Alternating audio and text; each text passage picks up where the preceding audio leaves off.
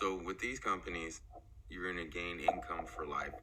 The same with all the other ones, but this is just a different standpoint, a different viewpoint of where to put your money, right? So we've got a little bit of money in land. We got a little bit of money in the cannabis sector, right? We got, I don't know exactly where you guys are. This is the fourth video, so I don't want to interrupt you on all the other great things that you can learn. So, we got the Federal Reserve, we got the interest rates, we got land, we got marijuana. Now we got great companies.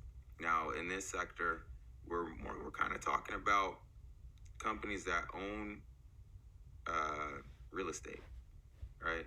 Like not just like a house or we're talking about big boy stuff, like huge office spaces, industrial buildings, you know what I mean? Like the big boy stuff, like commercial stuff. And what's so great about this is President Eisenhower, long time ago, he came out with this thing that said, companies, you don't have to pay us as long as you pay 90% of your profits to shareholders, right? So when it's a public company, it's not my company, not your company, and you don't really care, because you're getting an income, right? Well, then it's just advantageous for you to get all the money out after you pay, so you don't have to give it to Uncle Sam, right? And that's what the president set up years ago. And so what these companies do, and what's great is because they collect rent, right? So every month they're collecting. They pay their bills, and then they pay you, right? They skip Uncle Sam.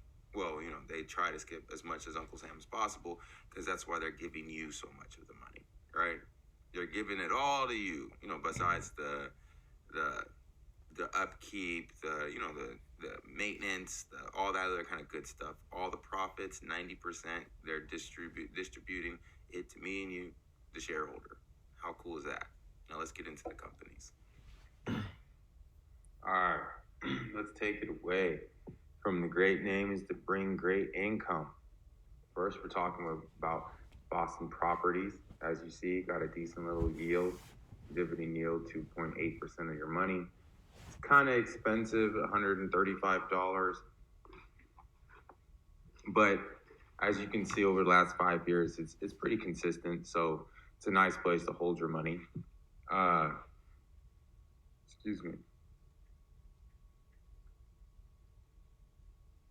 So with this, so this company, as we'll see in just a second, it holds a lot of different real estates in a lot of different cities.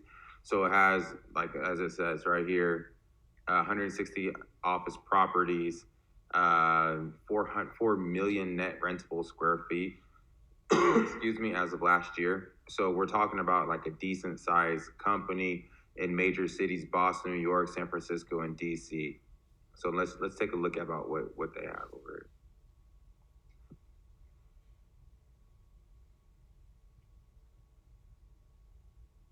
So here's a breakdown on where most of their properties are. Obviously, it's mostly in DC or in Boston, as in the company Boston, BXP. As we see, it kind of just this doesn't really tell you much.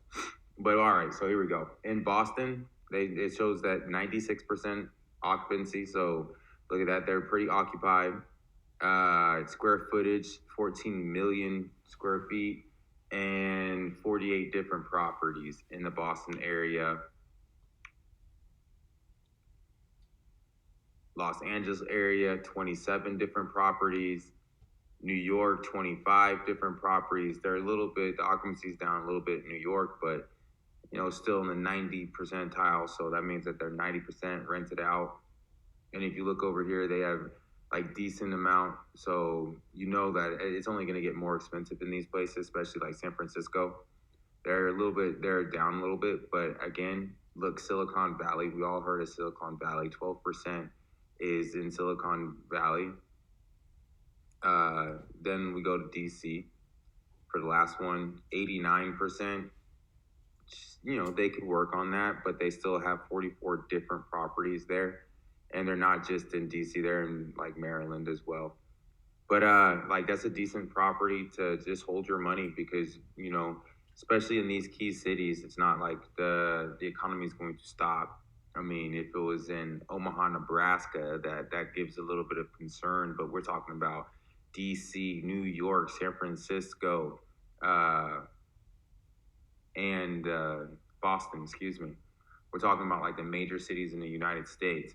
So it's like I said, it's a decent place to hold some capital for the long haul. Again, we're not talking about the next week. We're not talking about the next year. We're talking about the next 10 years, right? Something to hold money that we can pass on to our kids, right? Or our grandkids or our great grandkids. Something we just want to hold and continue to see profit off of from now until forever, right? That's the main strategy with this whole program. Now, the next one I was looking at or that I'm recommending is this one. It's mostly down in Southern California, right?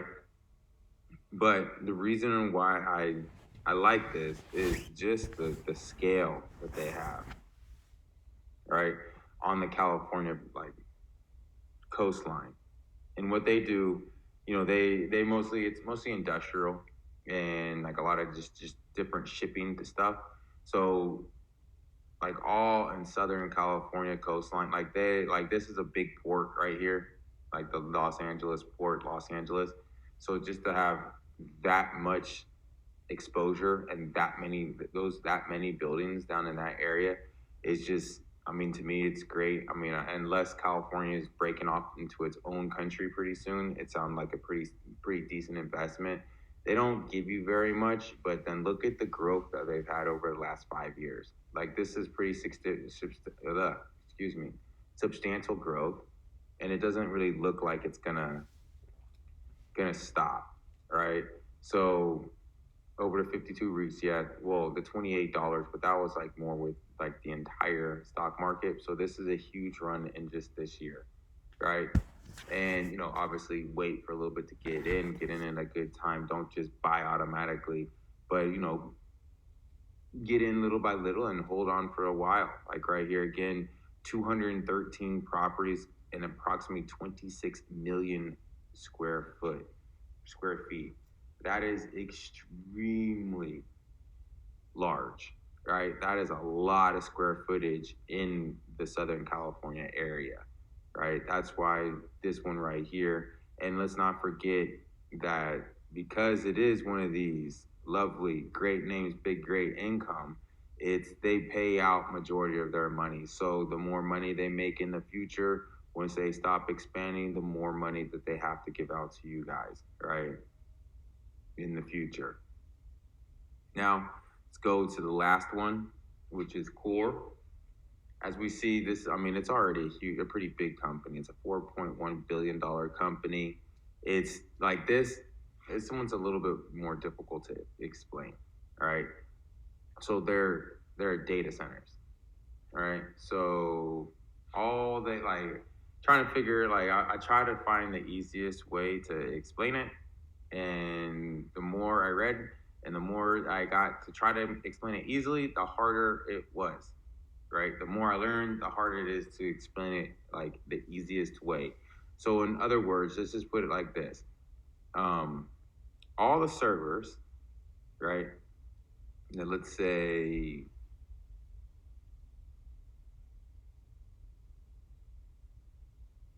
Thinkorswim, right?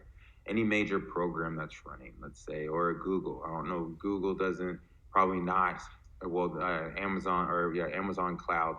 They work with Amazon Cloud Base or whatever the Amazon Cloud thing. So they do work. I think they also work with Microsoft. I'm not quite sure. They basically just rent out space for servers, right? So I mean, it's a great business. It's a business that's not going to go anywhere because the more we're in this business, the more we're in, the more we expand into the future, the more computers, the more data we store, with the more, I mean, it's just getting bigger and bigger and bigger, and the opportunity for a company like this is just, I mean, it's unlimited. They already pay a decent amount, 4.4% of your money. So just put it like this: every year you're making 4% of your money on a business that is almost guaranteed going to be around for quite some time. Like, let me show you exactly where they have their centers, just to kind of doesn't go down very much long. Okay, well, let me hold it right here. So, I don't know what I did. I will hold it right here so you can kind of see the bottom part. Last one says Silicon Valley, right? So they're basically in every major city: Boston, Chicago, Denver, Los Angeles, Miami, New York, Northern Virginia, and then down here with Silicon Valley, right? So they're throughout the United States. They already deal with well-known companies, and it's basically like a cash cow. They're renting out these, like, look, basically core site facilities are designed and constructed using industry best practice. We currently operate 21 data centers across 8 U.S. markets. So that's 21 different centers that are they're only going to expand. You don't need that big of a workforce because they're just computers. So it's basically they're printing cash and they're giving you a whopping 4.4% of it, right? So let's thank Eisenhower for his tax breaks, and let's invest in